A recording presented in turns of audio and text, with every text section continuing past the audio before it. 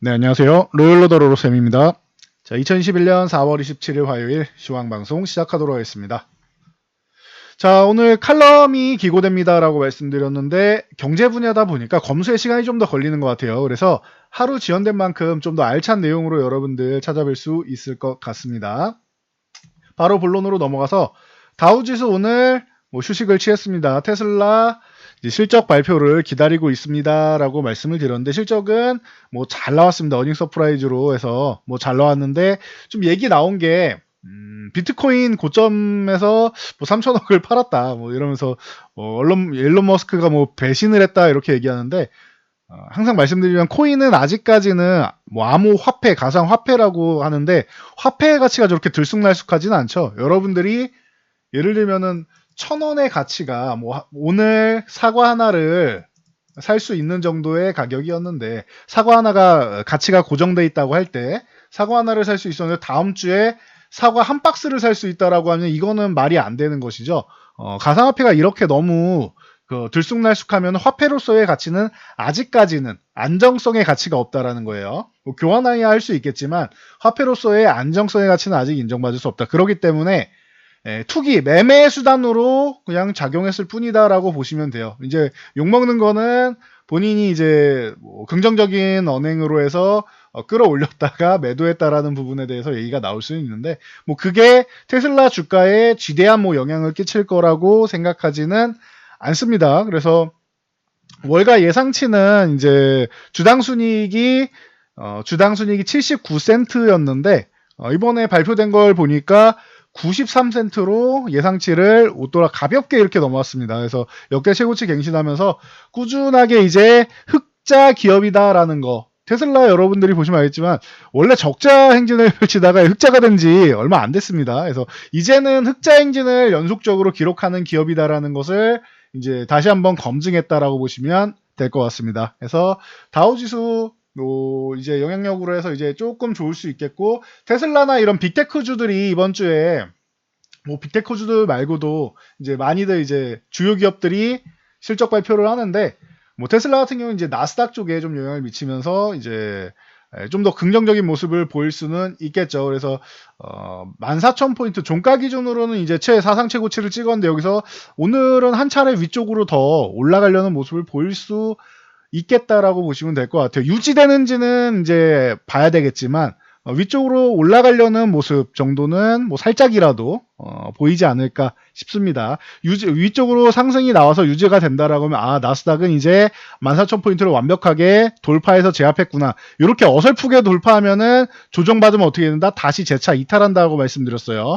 확실하게 양보를 하나 세워줘서 제압을 확실하게 해야지 돌파하는 거다라고 말씀드렸습니다. 이 가능성도 없지 않다. 이렇게 충분히 양봉을 세워줄 수도 있고 만약에 윗꼬리닥을 쭈르륵 밀리면은 아직까지는 14,000을 확실하게 제압했다라고 할 수는 없다. 제가 말씀드렸죠. 한 번, 두 번 이렇게 돌파 시도 하다 보면은 돌파는 하게 될 겁니다. 근데 두 번 만에 돌파하냐, 네 번 만에 돌파하냐 그 차이다라고 말씀드렸는데 이번 실적 시즌 기대감 충분하다라고 말씀드렸어요. 작년에 코로나 때문에 조금 어려웠던 실적들 올해는 이제 상대적으로 전년 동기 대비해서 다 좋은 평가를 받을 가능성이 높지 않겠느냐라고 말씀드렸고 2분기 실적까지는 괜찮지 않을까.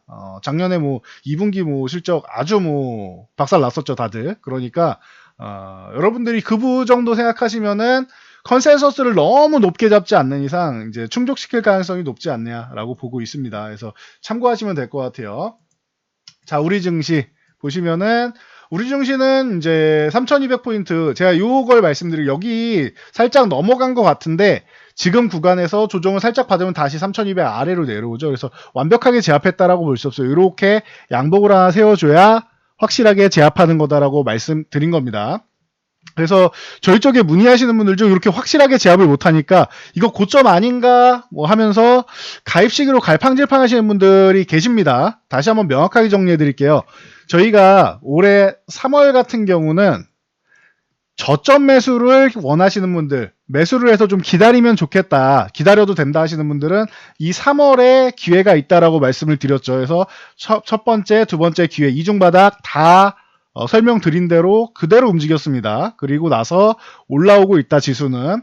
그리고 나서 이게 큰 수익이 안 날 수 있어요. 지수가 올라오는 거지 종목들이 다 올라오는 게 아니기 때문이에요. 그래서 이 부분은 알고 계시면 되고, 그래서 저점을 원하시는 분들이 가입하는 타이밍이다라고 말씀을 드렸습니다.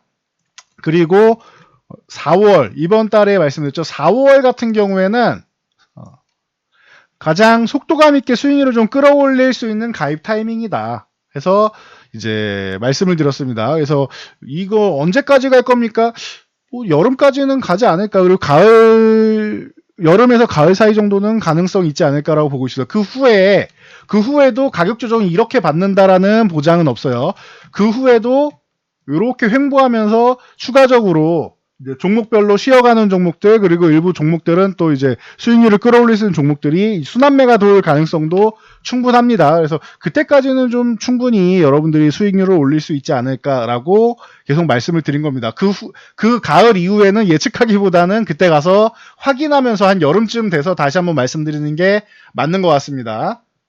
제 영상 오래 보신 분들은 알겠지만 저는 무조건 최근 1년 동안은 강세를 말씀드렸는데, 오래 보신 분들은 아실 거예요. 제가 2019년에 뭐라고 말씀드렸는지.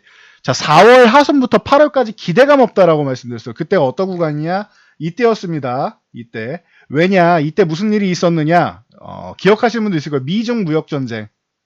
이 당시에 합의문을 작성하다 중국이 이 부분 안 한다라고 합의문을 거의 뭐 찢어버렸다라는 표현을 제가 드렸는데, 그 정도로 합의문 하면서 이제 언어를 어떻게 할 것이냐, 단어 선택까지 조율하고 있는 상황에서 중국이 이 부분을 안 한다라고 이렇게 찢어버렸죠. 그러면서부터 제가 뭐라고 했느냐, 지금부터 당분간 여러분 수익 낼 생각하지 마시고 여러분 계좌 지키셔야 됩니다. 당분간 기대감 없습니다 라고 말씀드렸고, 6월 달에 반등이 나왔습니다. 이때 제가 뭐라고 말씀드렸냐, 여러분 2016년에 코스닥 시장을 보시면은 추석쯤 해가지고 외국인들이 매수를 하면서 지수를 살짝 끌어올립니다. 이거 그 당시에 제가 여러분들 매수하시라고 꼬시는 겁니다. 이거 동참하시면 안 됩니다 라고 말씀을 드렸습니다. 이 당시 6월달 영상 찾아보시면은 똑같이 제가 이렇게 말씀을 드렸습니다. 찾아보시면 안 됩니다. 여러분 이거 원바닥으로 끝나지 않습니다. 이중바닥성 움직임 당연히 나오는데, 만약에 이번에 형성하는 고점 못 넘어가면 어떻게 된다?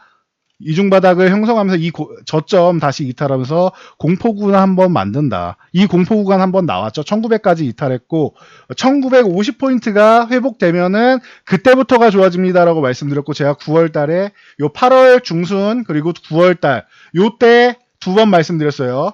이 한번 올라올 때 가능성 생겼습니다. 이제는. 그리고 그 다음 바닥 한번 나오는데 여기부터는 계속 기회고, 싸게 사실 분들은 바닥 노리고, 이때도 이렇게 말씀드렸어요. 1950을 다시 한번 회복하면 이때부터가 여러분 절호의 기회가 됩니다라고도 말씀드렸습니다. 저는 이때 4월부터 해서 8월까지는 거의 4개월 정도를 안 좋다라고 말씀을 드렸어요. 안 좋은 건 안 좋다라고 말씀드려요. 근데 지금은 좋기 때문에 좋다라고 말씀드리는 겁니다. 3200도 말씀드렸죠. 한 번에 돌파 안 하더라도 한 번, 두 번 건드리고 뭐 세 번째 건드리더라도 돌파는 하는데 아직까지는 완벽하게 돌파한 거 아니다. 양봉 하나 세워줘야 됩니다 라고 말씀드렸어요. 그리고 여러분들 계좌에서 지금 수익이 이때 매수하셔서 크게 안 날 수 있다, 괜찮다라고 말씀드렸어요. 지금은 어떤 구간이냐라고 하면은 제가 이 정도까지 얘기를 했습니다. 저는 보통 지인들이 과거에 주식을 처음 시작한다 혹은 저희 쪽에 가입하겠다라고 하면은 소소하게 투자할 거면은 괜찮은데 그게 아니라 욕심 부릴 거면 하지 마세요라고 말씀드렸습니다. 그런데 최근 저희 가족도 물어봤고요. 친척, 가족, 그리고 지인들이 주식한다고 할 때도 지금 같은 경우에는 좋은 타이밍이다라고 최근에는 얘기를 했습니다. 3월부터는 좋은 타이밍이다 라고 말씀드렸고, 대신 이 타이밍 놓치고 꼭 고점 올라가면은 고점에서 질문하는 사람들이 있는데 그러지 말아라라고 가족한테도 이렇게 얘기를 합니다. 저는 똑같이 얘기를 했어요. 그래서 지금은 타이밍이다. 대신 수익에 속도 올리겠다고 욕심부리면 안 된다. 미래를 준비한다. 요렇게 얘기를 했지, 미래를 준비하는 타이밍이라는 말이 꼭 단타를 치고 매수하면 바로 올라오고 이걸 얘기한 게 아니다. 연말까지 봤을 때 따뜻한 연말을 보내기에는 절호의 시기다. 이렇게 설명을 했습니다. 그래서 여러분들도 이 부분만 명확하게 알고 가시면은 저희 쪽 찾아오시는 시기, 가입 시기 정하는 게 어렵지 않을 것 같습니다. 자, 이렇게 보시고, 자, 자, 여기 수급 동향 살펴보면은 외국인들이 오늘 주식을 조금 매도한 것 같고, 그리고 외국 연기금은 여전히 매도하고 있는데, 보시면 코스닥 주식에서 외국인들이 매도를 강하게 했다기보다는 원래 외국인들이 이렇게 1450억 매도하면은 코스닥이 뭐 급락이 나와야 되는데 그런 움직임 아니죠. 살짝 쉬어가는 움직임이었죠. 투신과 사모펀드도 어제 조금 매수하는 것 같았는데 투신 같은 경우 바로 매심 때렸죠. 제가 연속적인 움직임 나와야 된다고 그랬어요. 하루짜리 수급에 속으면 안 됩니다. 연기금 같은 경우에는 코스피는 여전히 매도하고 있는데 코스닥은 은근슬쩍 관심을 조금 보이는 것 같아요. 연기금도 코스닥에 대해서는 조금 관대해지려는 모습을 보이고 있다는 거 참고하시면 될 것 같습니다. 그래서 코스닥도 1000포인트 완벽하게 돌파한 것 같은데 이 구간에서 바로 달리기보다는 좀 이제 쉬어가면 흐름이다라고 말씀드렸고 코스피는 아직까지 돌파 완벽하게 된 거 아니에요. 돌파하는 과정입니다. 여기서 양봉 하나 세워줄 때까지는. 그래서 수급 동향은 외국인들이 주식은 큰 매도 물량은 아니었다. 약간 조절하는 정도였고 선물도 큰 매수 물량은 아니다. 두 개 합치면은 그냥 뭐 중립이라고 보시면 되고 대신 콜옵션 같은 경우는 매도를 쌓지 않고 있어요. 위에를 막는 움직임이 아니에요. 지금 뭐 산정을 하면 한 2000 죄송합니다. 3200 한 중후반 정도까지는 올라갈 수 있는 수급을 만들어 놓고 있어. 오늘 같은 경우도. 그리고 풋옵션을 계속 청산할 수 있어요. 하락 포지션을 계속 청산하고 있죠. 이렇다라는 것은 하방향 쪽을 지금도 크게 생각하지 않고 있다. 그러니 약간의 이렇게 쉬어가는 흐름 정도는 나올 수 있어도 급락이 나서 뭐 3000포인트를 다시 이탈한다거나 이 박스권 안으로 회귀해서 박스권 하단으로 내려간다거나 이런 움직임을 생각하고 있지 않다라는 거예요. 외국인들은. 적어도 5월 만기까지는 그렇고 5월 만기뿐만 아니고 선물 같은 경우도 매도를 쌓아놓지 않고 있다라는 거는 6월까지도 그러니까 꼭 5월까지 생각하는 게 아니라 6월까지 봐도 하방향을 생각하지 않고 있다라는 거예요. 외국인들은. 그래서 제가 4월, 5월 정도가 가장 적절한 타이밍인 것 같다라고 말씀드렸고 6월까지도 확인을 했는데 6월까지 만기일까지 왔는데도 우려되는 상황이 안 나온다? 그럼 여름까지 가는 거예요. 아시겠죠? 그래서 지금 같은 경우에는 여러분들 현재 보유하신 종목이 안 올라온다. 내 종목 좋은 종목인데 분명히 좋은 종목인데 안 올라온다라고 하는 거 속상해할 필요 없다. 미래를 준비하는 타이밍이다라고 말씀드렸죠. 아직 기업은 좋은데 기업 내용은 좋은데 수급이 아직 조금 덜 돌았을 수 있습니다. 이런 종목들은 괜찮아요. 물론 그냥 아예 소외해주면은 뭐 답이 없는 거죠. 성장성도 부족하고 그냥 내가 테마로 들어갔는데 지금 소외되는 타임인데 그냥 들고 있다 이런 거는 안 되죠. 테마로 들어가서 소외되는 건 말고 종목 자체가 그리고 기업 내용 자체가 그리고 이 업황 자체가 좋은 그런 성장성 있는 업황 주도주가 과거의 주도주였고 앞으로도 주도를 할 수 시장을 주도할 수 있는 업황이다. 그런 종목들 그 중에서도 중심에 있는 종목들 이렇게 섹터가 이렇게 있으면은 중심에 있는 종목들이 이렇게 있을 거고 끝에 살짝 걸쳐 있는 종목들 있죠. 걸쳐 있는 종목들 말고요. 중심에 있는 종목들은 여러분들이 전혀 걱정할 필요가 없다. 미래를 준비해서 이렇게 준비해 놨다라고 하면은 여러분들이 앞으로 기대감을 충분히 가져도 된다라는 거 다시 한번 말씀드릴게요.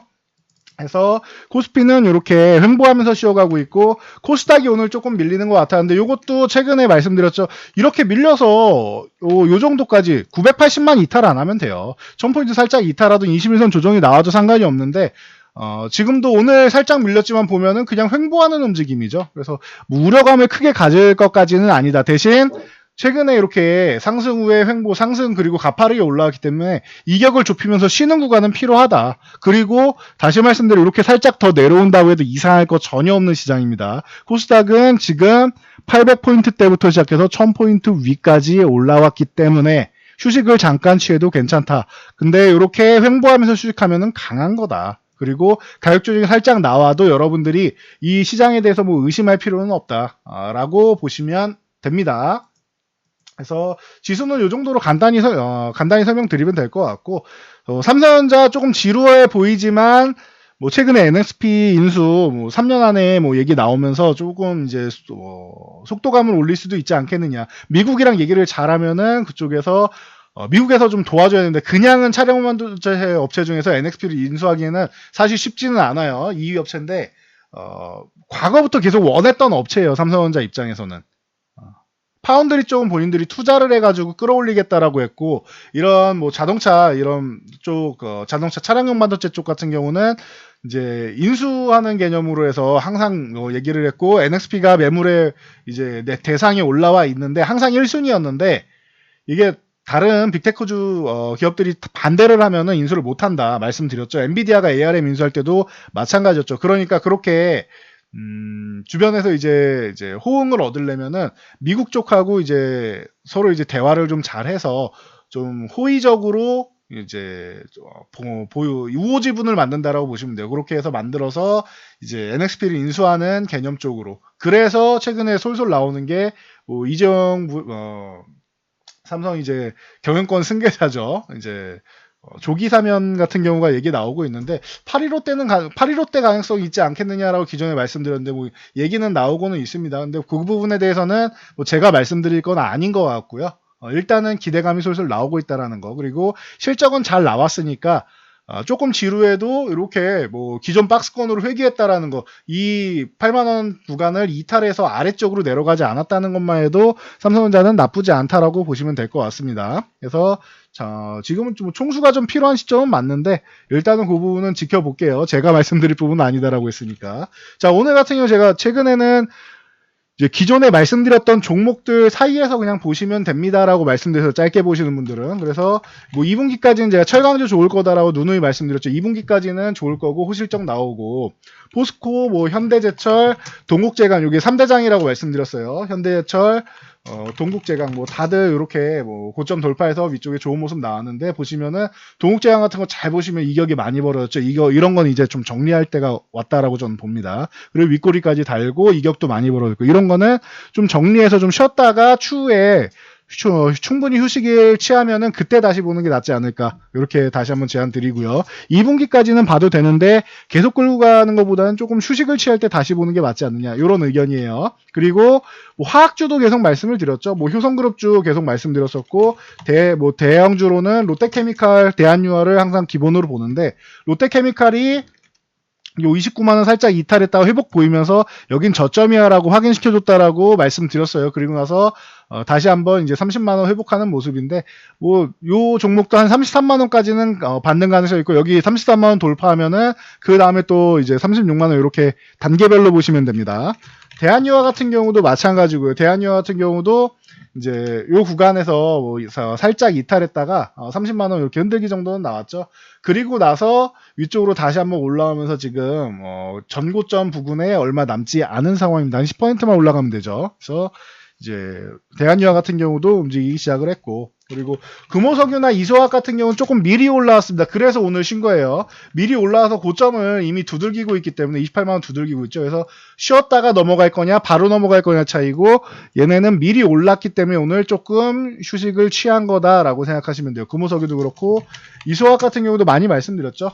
이 종목들은 전고점, 이 기존에 있던 전 이제 저항이라고 봐야 되겠죠. 바로 전 저항을 건드리고 있기 때문입니다. 여기 돌파하면 이제 17,500원, 요 17,500원까지 돌파해야지 또 새로운 시세를 만들 수 있겠죠. 그 다음에 2만원대를 건드리고, 이렇게 보시면 됩니다. 그래서 이 보시면은 이 철강이나 화학 이런 거 말씀드리면 작년부터 1년째 말씀드리고 있는 게 상품 가격이 꾸준히 올라오고 있다라고 말씀드렸어요. 여기서 다시 한번 뭐 짚어드리면은, 뭐 예를 들면 곡물 가격 같은 경우 이게 옥수수 가격입니다. 옥수수 가격 뭐 꾸준하게 뭐 최고치 계속 돌파하고 있죠. 그리고 대두유 같은 경우도 이렇게 올라오고 있습니다.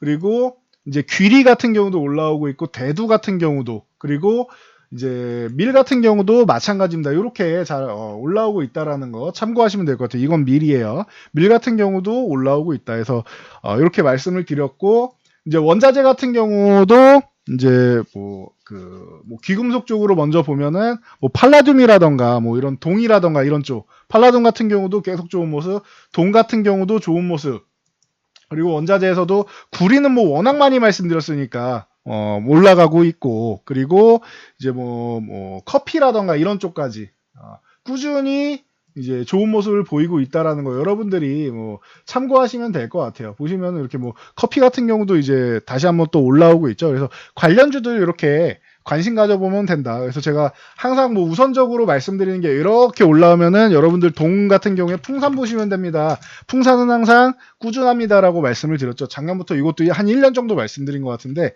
1년째 말씀드렸고 또 이렇게 올라가고 있습니다. 그래서 풍산 그리고 좀 묵직해서 재미가 좀 없는 종목인데 좀 안정적인 거 원하시면은 고려아연 보실 수 있는데 저라면 풍산을 한다라고 말씀드려요. 고려아연은 다시 한번 44만원 건드리기 시작했죠. 44만원을 넘어가야 46만원 이렇게 2만원 단위로 볼 수 있는데 이게 풍산이나 이런 것처럼 이제 탄력이 조금 부족해요. 엉덩이가 좀 무거워서 고려아연은 좀 재미가 좀 부족하다. 근데 안정적으로 원하시는 분들은 고려아연 같은 거 본다. 아니면 조금 더 가벼운 종목들도 많죠. 뭐 대한금속이라던가 뭐 대주산업 요런 대한금속 같은 경우 있고 대주산업 같은 경우 아니면은 아시아 종목 종묘 관련주 같은 경우도 많이 말씀을 드렸죠. 그래서 작년에 말씀드리고 좀 많이 오른 다음에 충분히 휴식을 취했다 해서 지금 6천 초중반 대 넘어가면서 다시 한번 이제 7,000원대를 노려볼 수 있는 단계에 왔다. 그래서 아시아 종목 조비 경록 요런 효성 OMB 같은 요런 쪽 아니면은 사료 관련주 같은 경우 현대사료 뭐 우성사료 이제 한일사료 이런 쪽이 있죠.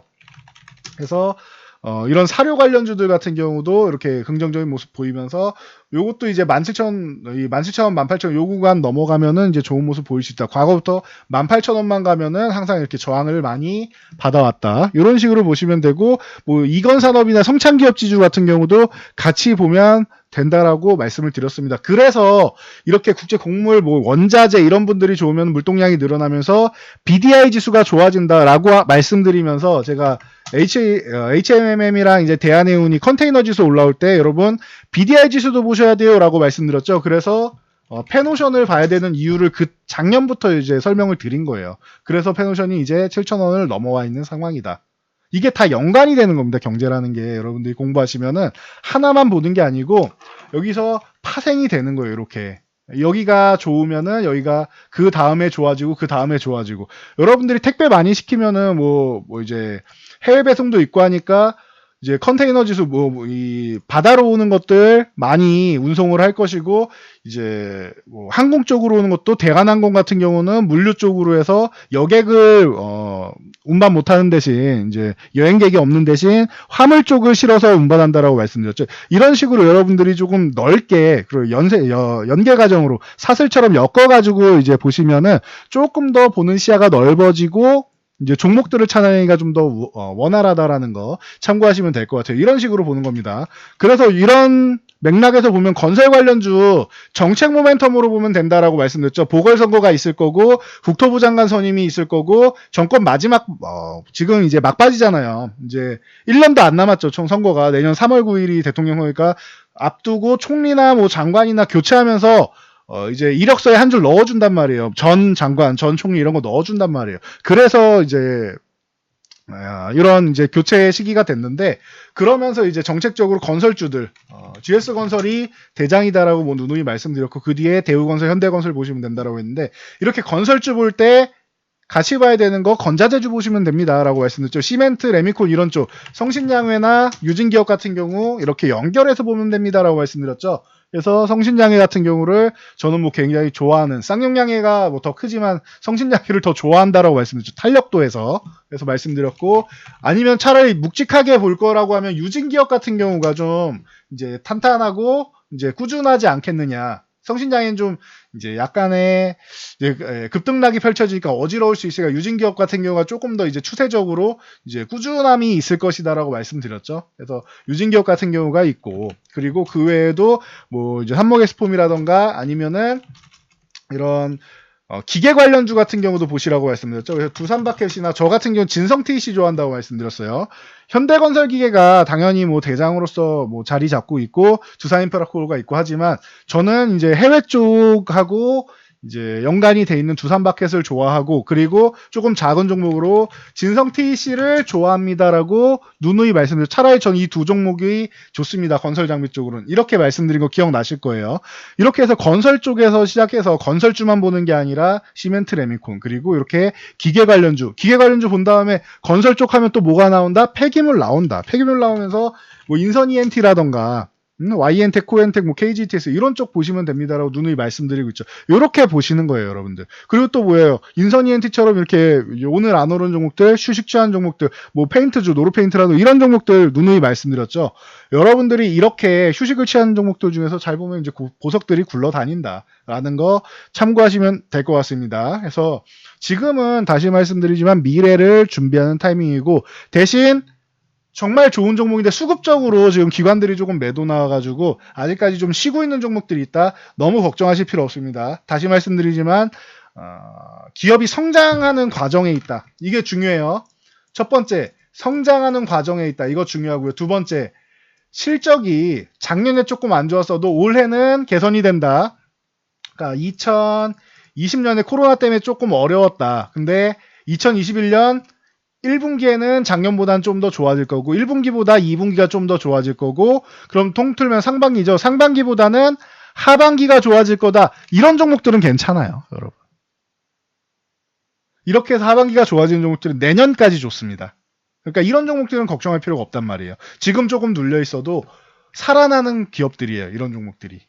그러니까 여러분들이 이런 종목들은 걱정할 필요가 없다라는 거 아시고, 그리고 지금 뭐 빠른 걸 원하시면은 말씀드렸듯이 이렇게 뭐 정책 모멘텀 살아있고 이런 쪽 보시는데 대신 잘못하면 아까 동국제강 같은 경우 말씀드렸죠. 동국제강처럼 잘못하면은 지금 빠른 걸 원하다가 괜히 고점에서 잘못 들어가면은 이렇게 휴식 구간 뭐 횡보하면서 기다리면 다행인데 만약에 가격 조정이 나오면 이거 어떻게 돼요? 지금 최근에 올라온 부분이 있어요. 이렇게 해서 가격 조정을 뭐 예를 들면 뭐 2만 원 흔들기가 나왔다. 최악의 경우 여기까지 뭐 안 나와야겠지만 2만 원 흔들기가 나왔다라고 하면 지금 오늘 종가에서도 한 20%는 조정받을 수 있습니다. 그러니 여러분들 고점 대비하면 뭐 30%그 정도까지도 이제 조정을 받을 가능성이 있으니 가격 조정이 안 나오면 다행이지만 최악의 경우 가격 조정이 나오면 그러니 너무 빠른 것만 생각하지 마시고 내 종목이 조금 느리더라도 좋은 종목이다라고 하면은 대신 이거는 있어요.